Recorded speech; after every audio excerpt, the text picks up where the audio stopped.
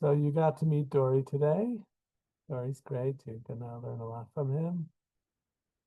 And I'm gonna tell you who we are. My wife and I founded. Our organization is called Somet Yi'utz V'Limudim, and the course is called CyberWise. And maybe some of you are even my wife's clients in career counseling, and others maybe don't know us so much. So I want to tell you where we're coming from and what this is about. So as I said, we're Somet Yi'utz Limudim. We rebranded. Our website is now called CareerWise, and we run another course in AI and digital marketing. Our concept is market-based career counseling and training programs. We're working people, we're international, and so we're trying to help people earn a living, earn an honest living, which is doable. Our community is a great community. It's a little bit weak in the area of Parnassa traditionally, and that's something that we've faced and dealt with and met a lot of people. And so we felt we had something to offer and to give guidance. And so today, the internet offers opportunities for Parnassa, that people can earn a living from the internet. So you need certain skills and technical stuff. But if you're willing to put in the time and you're smart and a little bit technical, so then you can earn your living really from your home on your own time. So that's a very attractive offer. And we're trying to share that with people. Baruch Hashem, we're in our 9th year. So it really works. And again, what we're about people and helping them understand themselves and their skills, their strengths, what they're into, what makes them happy, and then taking that and mixing that with external factors like economic considerations, community expectations, what the market's looking for, barriers to entry, and so forth. So our value proposition is our deep understanding and a respect for individuals, for every human being, and our valuable connections to industry. We're connected. We have a cyber company. We sell cyber services.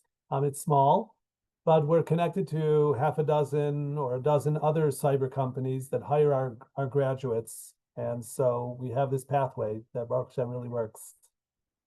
I want to tell you about my own cyber experience. I worked in cyber industry. I'm not a technical person, and my wife's even less. So don't ask us technical questions, okay? Dory is, Shmona Matayim, he's super technical, and you can ask each other technical questions, but don't ask me technical questions because I don't know the answer. I have a love-hate relationship with technology. I love it when it works, and I think it's really cool that we're able to do this and communicate. We have people here in England, and we're in Israel, and that's really amazing, and that we can earn our living from the internet. On the other hand, so many times, a major thing you're going to deal with is in this course is things don't work. Technology a lot of times doesn't work, and you have to debug it and try it and make yourself crazy. And I hate that. So I have no patience for that. So don't ask me technical questions, okay? Anyway, I will tell you what I did in the world of cyber. There's something called cyber threat intel, intelligence, Meida, Modi'ini, that you can get in different ways. And so I participated in the cyber threat intel, a short course in Washington, D.C., put on by something called SANS. You'll maybe learn more about them. I worked for a startup company. I participated in a great program. Citibank has this technology accelerator. They take young companies who have technologies related to fintech, financial technology, and anybody who the bank might want to work with for any reason. So all different kinds of things. I was actually working with a company that had facial recognition. So before you would take money out of the Kaspomat, out of your ATM, you would have to take a picture of yourself on your phone to make sure it's really you and not someone who's stolen your card or something like that. But while I was in the City Accelerator, I met another company which was called Cybersecurity. And Sixgill is the name of a shark that lives at the bottom of the ocean. And the reason this company called themselves Sixgill, because they went to the bottom of the internet, which is called the dark web. Okay, it's like deep in the ocean. And it was created actually by the US Navy, I think, basically for their spies and for dissidents in foreign countries to be able to communicate without getting caught. So it's a topic you'll learn about in the course called anonymity. of surfing and getting information on the internet without being seen or known about. So Lemaisa, what's happened with that is that the criminals all do their business there. So all bad things, if you want to buy weapons and illegal drugs and sell body organs and all sorts of terrible things, that's where you go, is the dark web. So these guys, these are good guys. He was my friend Avi Kashtan. He created this company that goes deep into the dark web and sort of maps it out. Who's who and who's talking to whom and what are they talking about, by going into like these chat rooms in the dark web, and then giving that information to Citibank and to the good guys. They've already stole these credit card numbers, so you might as well cancel them. They're already selling this information and so forth. So basically, they're going down into the dungeons and the bad places in order to provide that information to the good guys. And they've done really well. So my friend's Baruch Hashem, a multimillionaire today.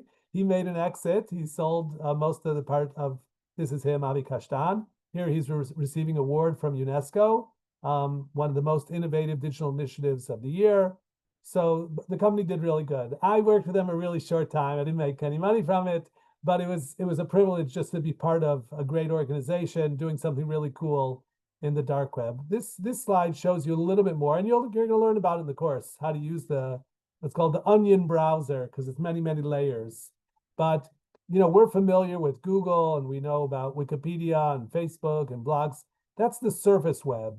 There's the deep web, which is like information in health services or lots of books and lots of websites that have information which is not indexed by Google. Okay, so private forums, private networks, unindexed sites, but then there's the dark web, okay, which is really deep. It's like this iceberg, the part that's totally under the water, illegal trade, illegal information, anonymity networks, private communications, etc. So that's what this company, SixSkill, is all about, going down deep into the dark web and getting information and providing it to the good guys. So that was a really great experience for me to be part of a winning team in cyber.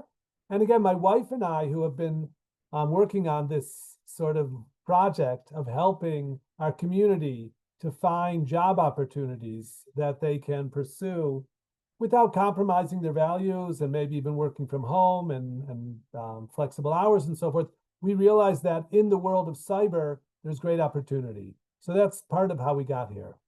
So this is a picture of some of our students who are today working in the field of cyber. We've been doing this for 9 years, training ambitious individuals to successfully enter the field of cyber.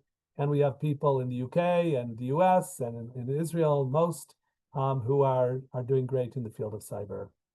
In fact, next week, the teacher is a guy named Yitzhak Krzyzewski, and he took our course, and today he works for Palo Alto Networks. He has a great cyber job. I think he works mostly from home. His wife also took, this is actually his wife, Hannah Krzyzewski.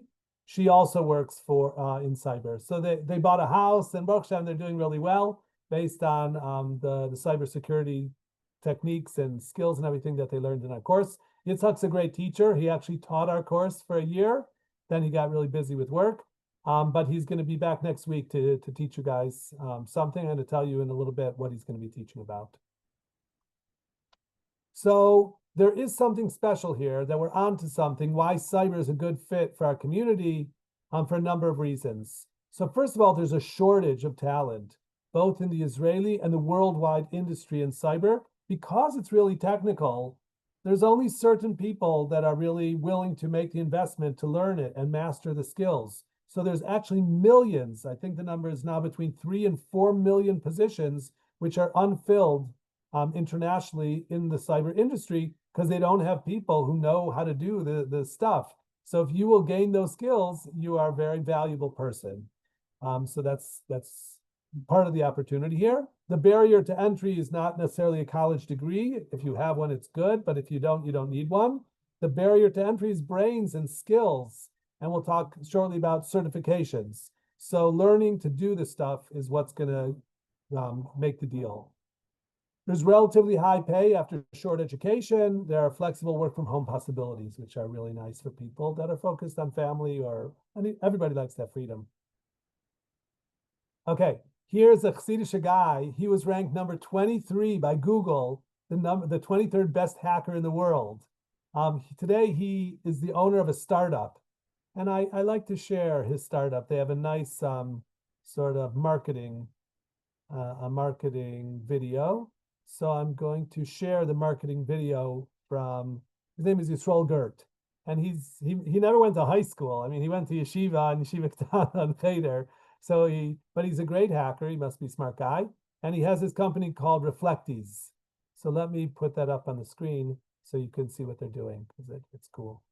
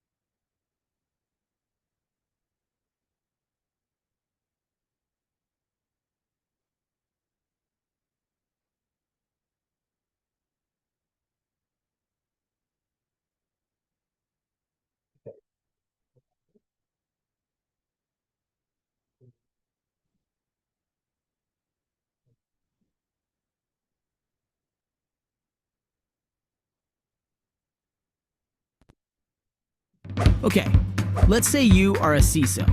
You successfully protect your website against advanced cyber attacks every day.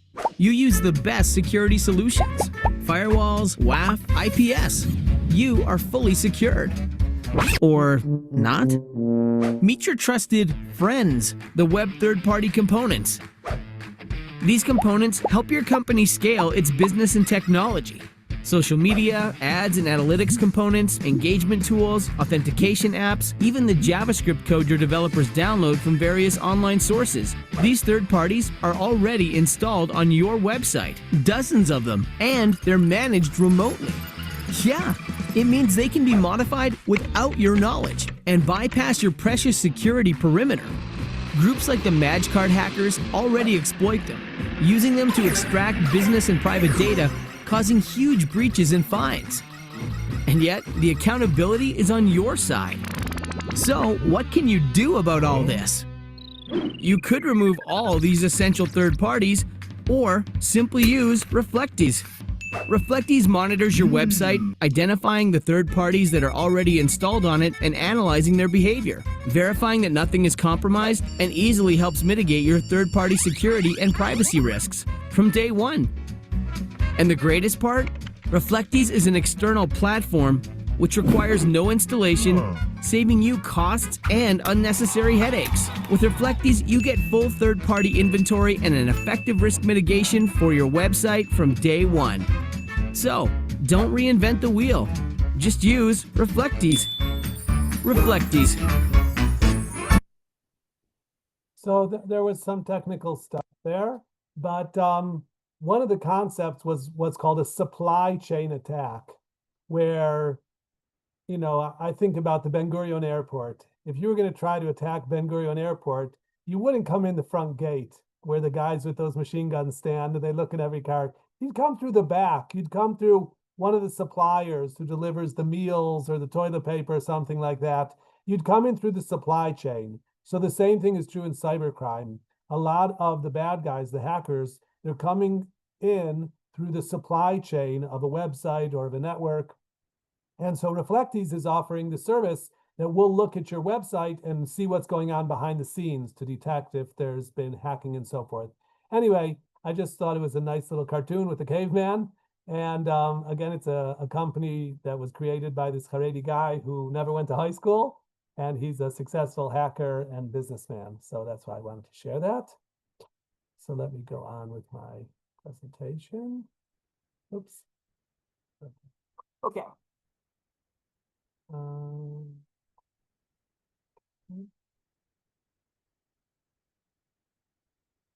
I want to share a few more people.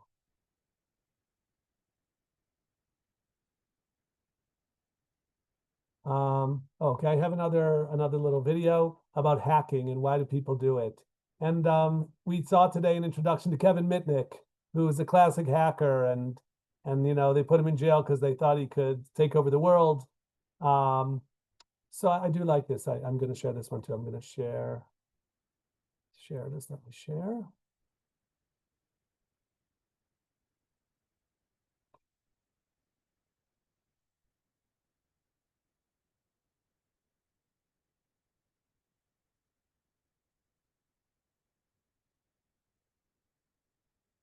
About what is a hacker.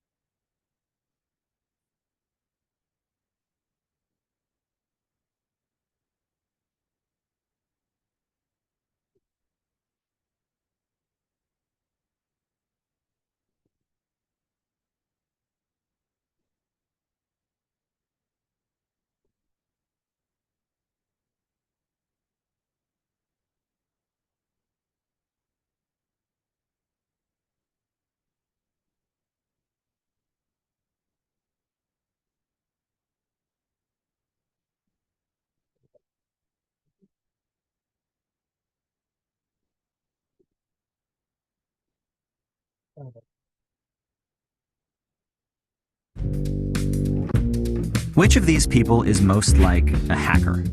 A burglar, a vandal, an inventor, or a spy? The answer completely depends on whom you ask, because the word hacker has taken on all of these meanings and more over the years. But it's the wrong question. It's like asking, is a chisel something you use to break into safes, to deface buildings, or to carve statues?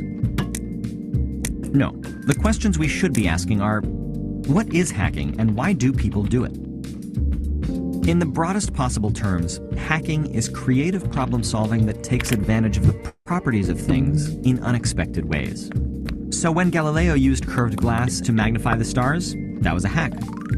Or when NASA engineers saved Apollo 13 with a book, a plastic bag, and a roll of duct tape, that was a hack. Of course, usually when hacking comes up, we're talking about computer hacking, but the idea is the same. Computer hacking is just creative problem solving that takes advantage of the properties of computers and networks in unexpected ways. For example, phone providers used to use tones and beeps to get their phones to communicate with their networks. What they did not expect was that hackers would figure out that those tones could be imitated with toy whistles found in Captain Crunch cereal boxes, thereby bypassing the need to pay for the call. So why do hackers hack? Many are driven by intellectual curiosity. They want to learn how a system works to discover its quirks and hidden secrets. They are like cave explorers who venture into darkness and see what they can find. Steve Wozniak, one of the founders of Apple, started out like this. Like many hackers, his early explorations inspired him to start tinkering and inventing. Other hackers are like the security forces who want to defend their fortresses of information. They find the chinks in the internet's armor, like the heartbleed bug, and patch them up before they can be used against you. And of course, there are hackers with less than noble intentions. They can be motivated by greed, fame, rebellion, or the desire to hurt others for cheap thrills. These are the hackers that media stories have taught us to fear. Some of them are brilliant minds gone astray, but many of these so-called hackers are just kids who run programs that they don't understand. Others are criminal syndicates that may know more about cheating and robbing people than creative problem solving. There are also hackers who operate in morally gray areas, who might steal information to expose corruption, or violate privacy in the name of national security. They consider what they're doing just and for the greater good, while others see their actions as dishonorable and wrong. But assigning labels of right and wrong or good and bad to hacking is no more productive than pinning those labels to a hammer. It's how and why the hammer is used, to build or to destroy, that matters, and that you must choose for yourself. Hackers, like hammers, are here to stay, whether we like it or not. So that I thought was a really good description of hackers as creative individuals who are learning to take advantage of systems in ways that hadn't been taken into account. Okay. One of the things, and Dory mentioned it, is the rise of AI, which is happening really fast. And I would say a little bit differently than Dory. Dory was sort of anti-AI in saying that, you want to learn things and AI won't help you learn. So there's a point to that, but I think AI is going to be a really important part of your professional career. And so I think it's important to use AI to master it and to learn how to harness its capabilities.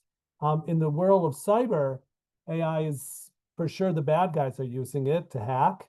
And there are ways that we can use AI on defense, which is through anomaly detection, finding out if there's anomalies, things that shouldn't be happening, predictive analytics, and threat intelligence summarization, looking at a lot of information and summarizing it using AI. So AI will be a part of your future, and so it's something to take into account during this course and after. Part of our opportunity to give you this course and to create these opportunities is because Israel is a global leader in cyber. And that partially has to do with Bibi and his government. They understood early on that cyber is a really big thing, and they invested heavily in it. And so Shmona Matayim, Dory's unit, and other units in Sahel, as well as the private industry in Israel, flourishes. So Israel's really a powerhouse of cyber. This is a guy, John Medved, of our crowd. He's a millionaire who's invested in a ton of great companies. And he's talking about 4 reasons why Israel's leading a global VC round, venture capital round, despite the war in Gaza. This is already a little bit of an old article, but he's talking about AI and cyber. And because of Israel's powerful leadership in the world of cyber, look at this, cybersecurity accounted for 52% of private Israeli startup funding in 2024. Cybersecurity companies accounted for 35% of the value of Israel's exits. So there's a lot of great cyber companies in Israel who are still getting a lot of money in investment, and those are potential employers for you in the future. So we're in the right place at the right time. This slide is, it's another example of a great Israeli company, Wiz. This is called a unicorn when a company has $1 billion valuation. So this is a recent one. It says here 40% of the Fortune 100 companies are using their technology. And so again, there's opportunities here of great Israeli companies leading the world in cyber, and they need talented people. Here's a frum woman, a Beis Yaakov woman. Her name is Ann Neuberger. Hani, we actually had a cousin of hers take the course, but she's from a billionaire family, so that always helps whatever you're doing. But she's today the head of cybersecurity, or at least she was in the White House of Biden. I'm not sure if under Trump she's still there. I got to check it out. But she was really the #1 cyber person in the United States of America. This is Hannah Krasnevsky, who took our course, meeting with this woman, Hannah Neuberger, at like a roundtable discussion here in Israel. So this is pretty cool that you have these Beis Yaakov women, these frum women, who are mamish leading the world in cyber. Here's another one. This is a Russian woman, Ola Segachov, and she's a friend of ours. This is me. She attended our Hanukkah party virtually. So I want to talk about the people who work in cyber. And the point I want to share about them is that 34% of them had no prior experience. So some of the people today said they had a little bit of computing background or some experience in IT, but a lot of you have really no computer background. And I'm here to give you encouragement that that's okay. First of all, nobody was born knowing cyber. It's something that people learn. And some people come from the military or the intelligence community or law enforcement. But over a third of the people in the industry come with no prior experience. So our course is geared for people who are just beginning to learn about their computer, like you learned today about the motherboard and different things. and you can catch up and become a professional in the field. So I mentioned already that there's a human capital shortage for IT and security operations. It says the global cybersecurity workforce grew to encompass 4.7 million people. However, the same study found there's still a need for more than 3.4 million security professionals. Again, it's a growing market still, and there's a lack of talented people. So if you gain those skills that are needed by the market, you can do really well. I always like to share, because we're really interested in personalities and different types of people. It's not like all hackers have to be nerds or really geeky. I have here 4 different personality types. Gold types are people who like rules and regulations. You meet them in the bank, or they work maybe for an accounting firm. Red people are rule breakers, people like hackers. Green people are like teachers. They're friendly and nice people. And blues are like scientists. And there's room for all these 4 different types of people in cyber security jobs, because there's a part of cyber which is called GRC, which is governance, risk, and compliance, which is about rules and regulations and making sure a company is keeping all the rules in order to be compliant with the rules and regulations. So there's paperwork and checking to see that they're doing things right for people who like to do that. Of course, hacking, which you're going to learn a lot about doing hacking and using hacking tools, are for people who like to break things or take things apart and see how they work and break the rules and so forth, without being a criminal, but being an ethical hacker. There's a major role for people who like to teach other people. And because the world of cyber is so technical, and a lot of people are not technical, but cyber affects everybody. So companies need to train all of their employees to be aware of cybersecurity issues, like don't click on a link in an email, okay? Because it could be phishing, right? It could be a phishing attack. You'll learn about how to conduct a phishing attack, where you're getting people to reveal information or click on a link that could be malicious. It could be dangerous. So people who know how to teach and explain are valuable in teaching other members of an organization how to be careful and how to protect the company's information. And the last type, the blues, are people who like to do research and development. They like to read stuff and experiment and try things. And so that's for sure a very valuable, if you're a research person, a cyber researcher, you study the new malware, the new attack vectors that are coming out, and then you explain and you teach people how to mitigate them, how to fight against them. So that's also a very valuable pathway in the cyber market. This is a video about that. I'm going to skip that one today. I've showed you a couple videos already. But this is a great graphic that shows diverse branches of the cybersecurity industry. Like if you learned accounting, it's pretty clear what you're going to do as an accountant. There's different branches, it's true. But look how diverse the world of cyber is. There are these different branches. Here's threat intelligence. That's what I was doing, about reading stuff and what's happening. User education. This is governance, laws and regulations, and policy and procedures and standards and guidelines. These are frameworks and standards. This is red team, risk assessment, penetration testing, physical security, security architecture, career development, security operations. We're going to talk about SOC, Security Operations Center. Vulnerability, here's the SOC and the SIEM, the Security Incident Manager. So I'm just showing you that there's a wide variety of different jobs that are available to people who learn cybersecurity skills.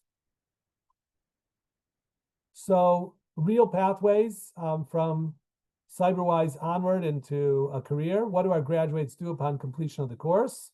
So the first is a SOC analyst, which is not like this. It's someone who works in a security operations center, following the logs and the screens of what's going on in a system of their clients. It's a great introduction to the field because you see the attacks that are happening like in real time. A cybersecurity researcher, you're doing research, you're learning about stuff, paraphrasing, summarizing, and sharing that information. GRC specialists, people who are making sure that a company is compliant, filling out questionnaires and interacting, giving guidance to the management of a company of what they need to do in order to be compliant. Incident response, IR, and actually that's partly what you're going to learn next week, is when bad things happen. How do you deal with it when a company's data, maybe it's been ransomware, the hackers have said, okay, we've locked all your data, we're going to erase it unless you pay us $1 million. So how do you deal with an incident like that? So what you're going to learn about next week is about what's called BC, business continuity, disaster recovery, I think, and incident response. So that's an important part of this business.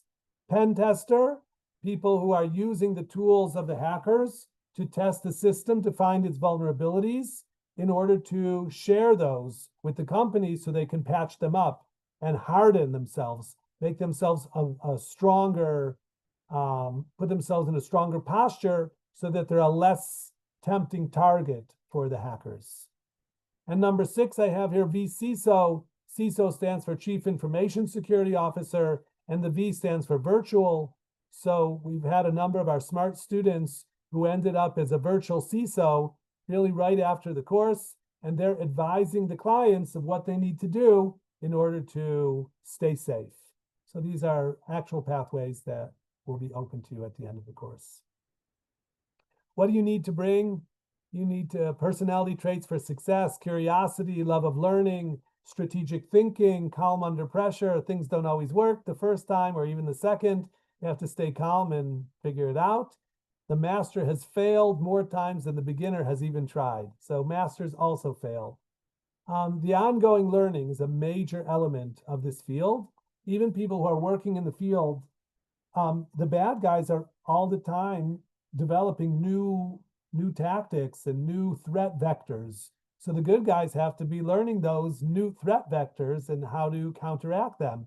So like Dory said, it's cat and mouse, it's cops and robbers. It's an ongoing, really living playing field of protecting our data from the bad guys. Just to give you a little bit of a sense, this is the largest transference of wealth in human history. The amount of money being stolen from our bank accounts and from companies is trillions of dollars, because it's really easy to be a hacker. You're going to learn skills in this course that you could steal other people's data and essentially their money. And you never have to get out of your pajamas.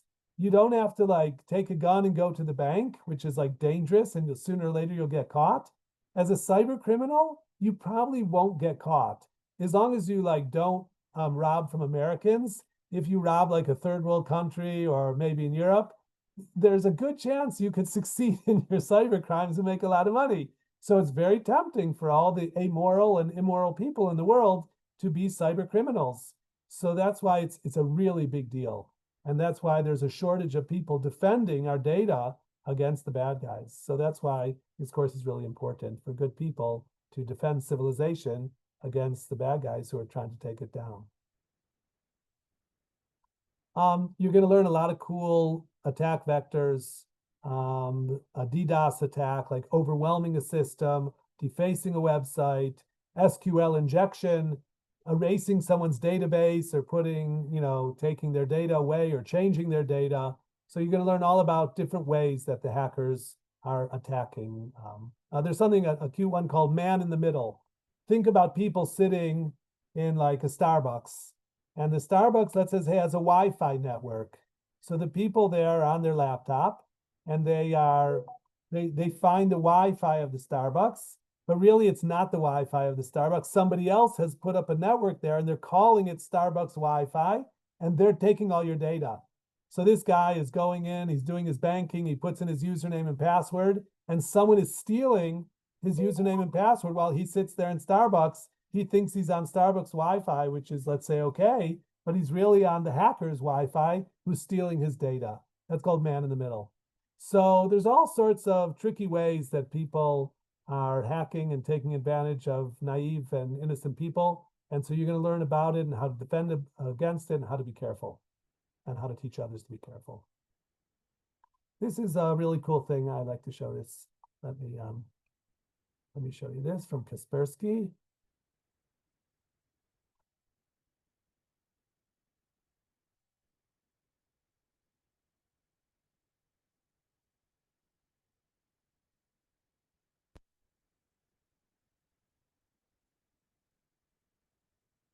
This is a real-time map. Kaspersky is a cyber company, and this is a real-time map showing hacking attempts that are going on right now, okay?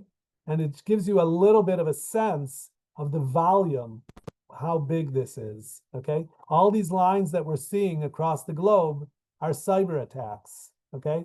It says Israel is the 93 most attacked country at this time. And it's showing, let's see how I can show you better, okay? It's showing the cyber attacks that are going on in real time, cyber threat live map. So it's a really cool graphic. And again, it gives you a little bit of the sense of how active this is, this world of cybercrime, how many attacks that they're picking up all the time. So like we go to sleep at night and we think, everything's quiet, but the people who work in the banks and the people certainly in the military, this is an ongoing war. Certainly Israel and Iran are hacking each other all the time in order to hurt each other in clandestine and secret ways, because it's better than bombing them, because bombing them, it's very public. It shames them and they sort of have to respond. But if you do cybercrime and so then they can't get their water or their gas, they don't necessarily have to respond. So in this war with Iran that we're still in, cyber attacks and cyber defense is still a very, very big deal. Let me go back to my presentation. This is a slide I like to share because it's, first of all, it's beautiful and colorful. But what I love to share about it is we all have some credit cards or a bank card, and you have a PIN. You have probably 4-digit PIN, right? How long does it take for a hacker to crack your password? So if it was just a PIN of 4 numbers, there's something called brute force. Brute force is like how you would break a door down. But in cyber terminology, brute force means I'll try all the possible combinations until I find the right one. How fast can a computer try all the combinations of 4 digits? The answer, instantaneously, okay? So how is it that people can't break our PIN right away? Because, if you go to the bank and you put in the wrong PIN 2 or 3 times, the bank swallows your card. It won't let you try 5 or 10 or 15 times. Because if you could try as many times as you want, anytime you got someone else's card, sooner or later you could find the PIN. So this is talking about your password to your Gmail account or to your bank account, anything that has a password.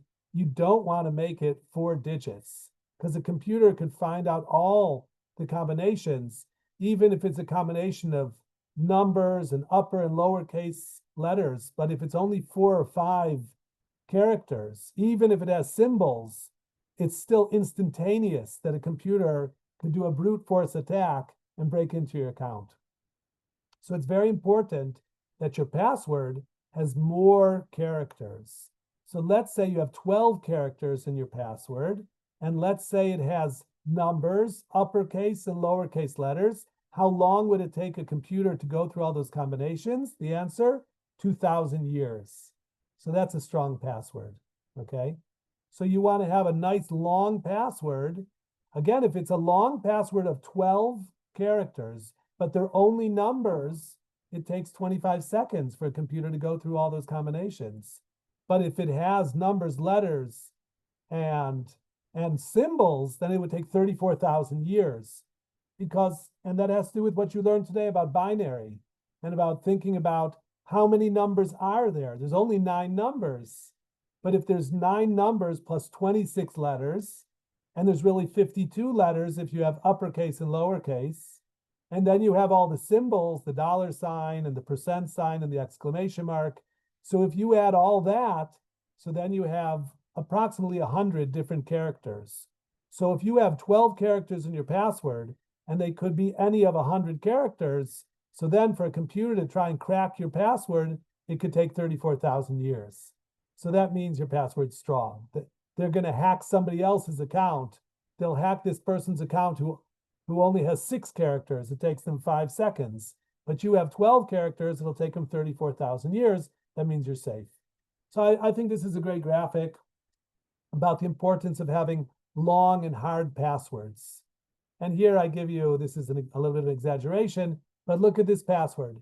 It says Kal v'chomer ben beno shel Kal v'chomer, which is something that I can remember in my head because those words mean something to me. So I could have a reminder to myself, it's the 13 midos.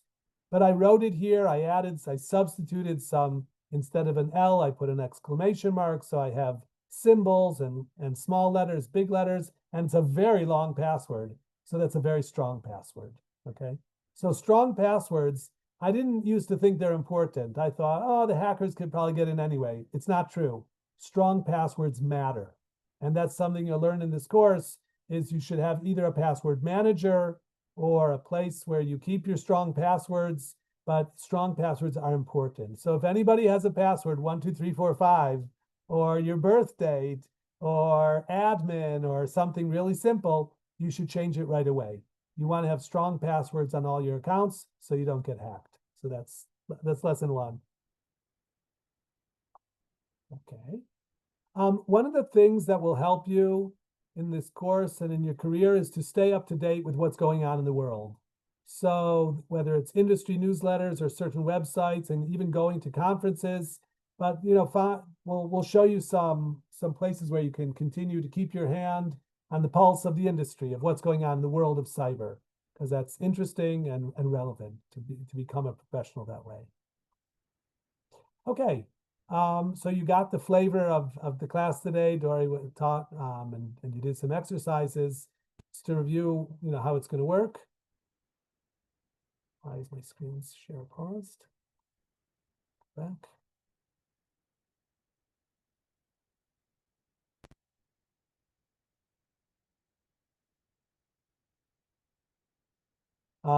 So the course is about showing up in the Zoom. I actually take attendance, but you learned today, I saw most of you have come into the Teachable platform. If you haven't, please do. In the Slack channel, you know how to go there, and the Google Classroom. So you now have 2 weeks to go through the first module on the Teachable about networking. So you have plenty of time for that. Dory gave a little bit of homework, really a tiny bit of homework today, and you'll see the homework will grow. And it includes research of learning on your own the topics under discussion. There are a number of tests, and there's a number of projects in the course. There's some soft skills training, which is I'm going to give about writing your first CV and how to do a job interview and things like that. There's an internship, an unpaid internship for our company at the end of the course, if you'd like to do that, or maybe next year. I'm going to talk now about certifications in just a minute. And ultimately, we're going to try to help you get placed, because that's really what we're about. So one thing I do want to share is our covenant. And I have a picture here that there's no magic. We can open the doors, but you have to deliver the goods. Right? It's not like, oh, I'll just show up in class and watch and listen and it'll happen magically. There's no magic. If you work really hard and you gain these skills, then you can go places and do things, but there's no magic. So you do got to work hard. Dory talked a lot about best friends already. Your new best friend is Google. So that's the first place you want to ask all your questions. It's really about anything in life, turn to Google. Google knows. This is my Vort. Your new identity is, Dove, I don't know if you know this Hebrew word. It's the word fighter. And for a woman, it's a fighter-eat, okay? Goldie, do you know the word fighter-eat?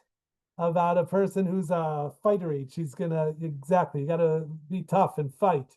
So we've had some, really sweet Haredi women, like a mother of 7, but she's a fighter-eat. Like, she goes to work and she's in cyber because she's really serious about earning a living. So you have to think of yourself as a fighter or a fighter-eat, being tough and making things happen. So that's a Hebrew word that I want to teach everybody. We have a great program. We bring our graduates who are working in the industry to share their story and tell you what they're doing and give insight into what it's like to working in cyber. So we'll have some guests over the course of the year. We call it Cyberstars. I sent you a list of them on our website on the cyberwisecourse.com. There's a section called Cyber Stars. When you have some free time, go ahead and watch those. They're inspirational.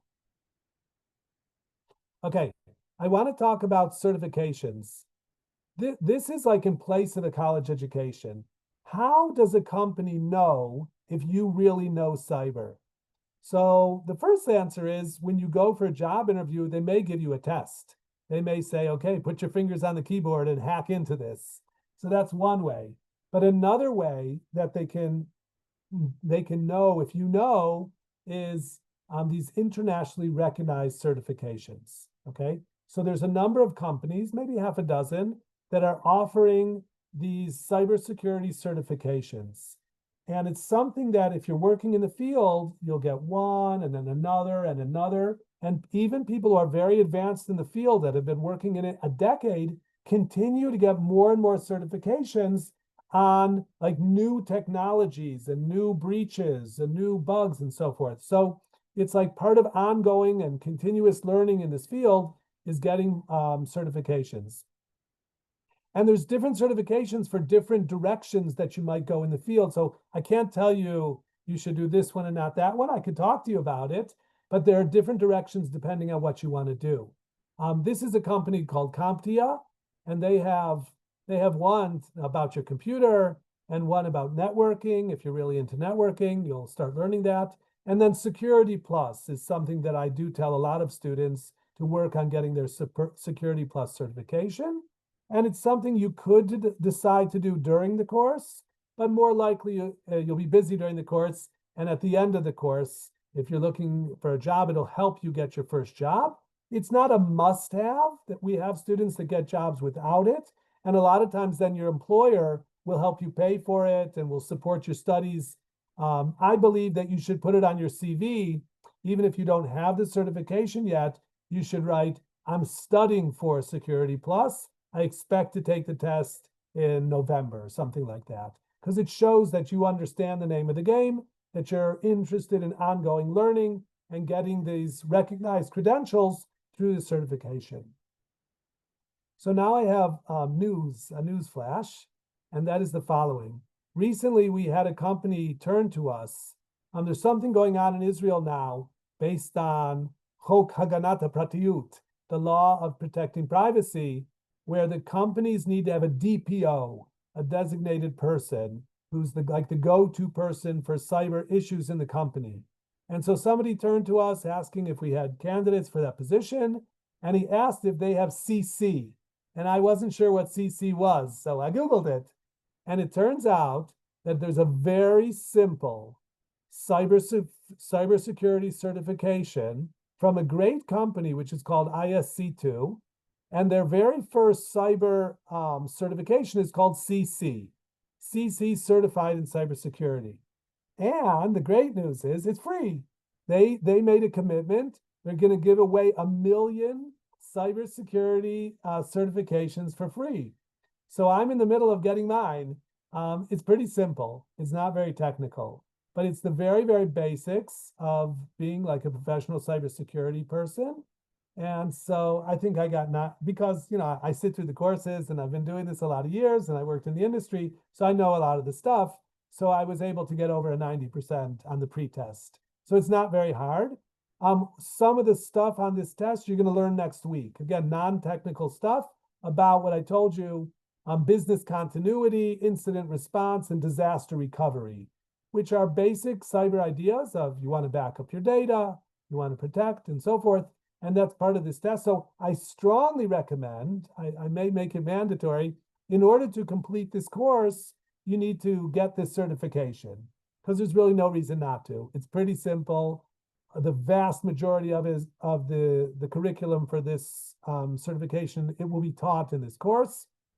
And it's free. So it's a really good thing to do. So I ask you to Google that and take a look at it. Maybe already you could get a username and password and get started. So you'll get a feeling and you'll start to learn some stuff about it. Because again, it's non-technical and it's interesting. So that's new. If you're interested in getting a textbook, there are some relevant textbooks, like the CEH study guide or the Security Plus study guide on Amazon. So Those are resources that, again, if you're a textbook type of person, you'd like to have a hardcover book or a softcover book, as opposed to, we're going to really provide you with the curriculum through Dory's classes. But if you like to have a book, so these are some examples. Here's another important resource. His name is Professor Messer. Okay, Professor Messer has 1 million YouTube videos, and he's one of many good online resources. So start learning from Professor Messer about any of the topics discussed in the course, and you'll learn a real lot from Professor Messer. And feel free to share them with your classmates. Okay, the Khan Academy is very simple stuff like I showed you today about who is a hacker, what is the internet, and so on and so forth. This is, again, a good source of very basic information that you're beginning the course with. I love this. This is like humor. Tech support.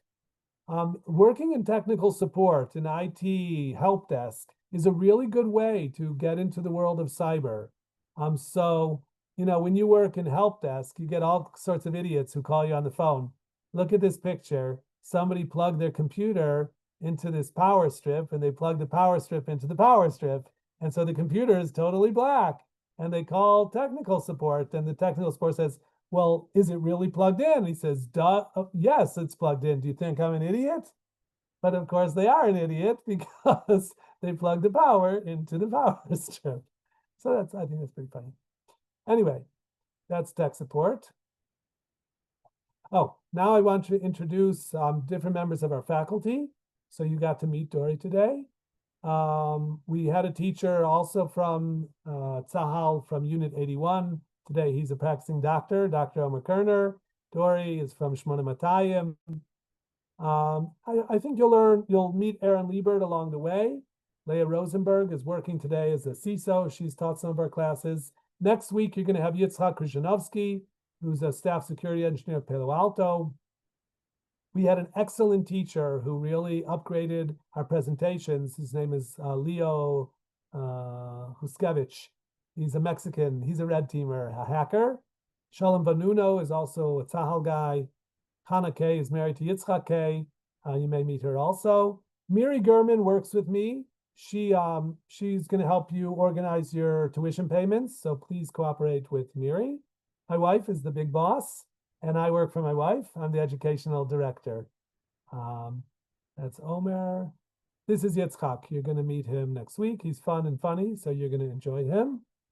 That's Leah. That's Leo as a hacker. That's Dory. He has passion for learning and curiosity and so forth. I'll share these slides. You're welcome to watch these videos that I created with him about the course. And I'm here now to any questions that you have about the course or anything. Again, don't ask me technical questions, but you can ask me anything about the structure of the course and how the year is going to be. Yes, Ellie. I have another place that people can learn a lot of information. Okay. I pay for it, but I Okay. think there's some things that are unpaid. It's called Try Hack Me. It's a website, tryhackme.com.